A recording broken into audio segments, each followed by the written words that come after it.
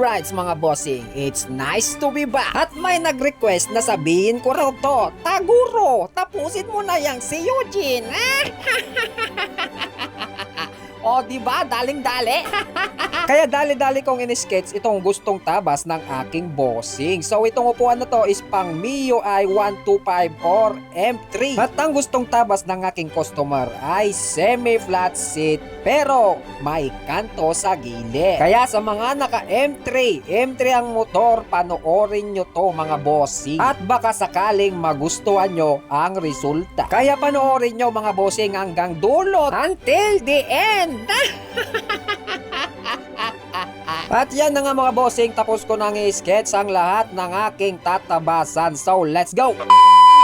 At eto na nga mga bossing, umpisahan na natin maglagari. So bali ganito lang kasimpleng maglagari mga bossing. Bali susundan ko lang yung mga ginuwit ko kanina. At nga pala mga bossing, mahalaga itong lagaring bakal na ginagamit ko pagka ako'y nagtatabas ng mga upuan. Dahil ito ang nagsisilbing pang shortcut para mapabilis natin yung pagtabas natin ng upuan. Kasi mga bossing, pagka nirekta grinder natin yan, is matatagalan tayo bago natin makuha yung gusto nating tabas. Katulad nitong ginagawa kong semi-flat seat mga bossing, medyo makapal yung tinanggal ko. So kapag direkta grinder ko yan, ay talagang aabutin ako ng siyam-siyam.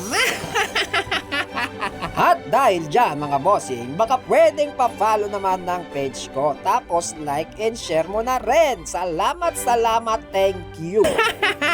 At mabalik tayo dito sa aking project mga bossing. So ginuguhitan ko na dito sa parteng gitna. Gaya ng ginawa ko kahapon doon sa badya mga bossing. Bali tinapat ko lang ulit yung sketch ko dito sa may kanto niya sa gitna. Para nang sa ganon is sentro ba?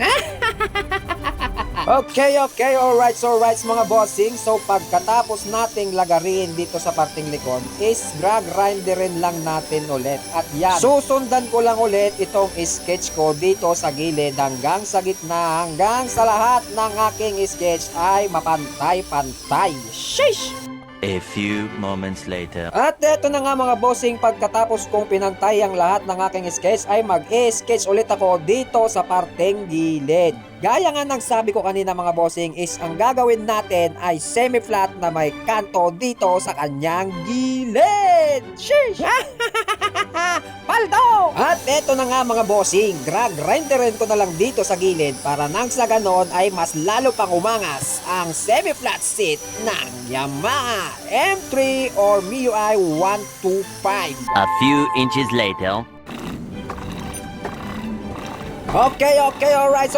Eto na nga, tinatahi ko na ang seat cover nito MIUI 125 at ang napiling sinulid ng aking bossing is kulay orange. Yes mga bossing, dahil kulay orange din ang kanyang M3. Pongkan! At eto na nga, magic word! Charong! Sheesh! Napakaangas talaga! Kung nagustuhan nyo po itong video mga bossing, baka pwedeng pa-like and share naman. Thank you. Mwah!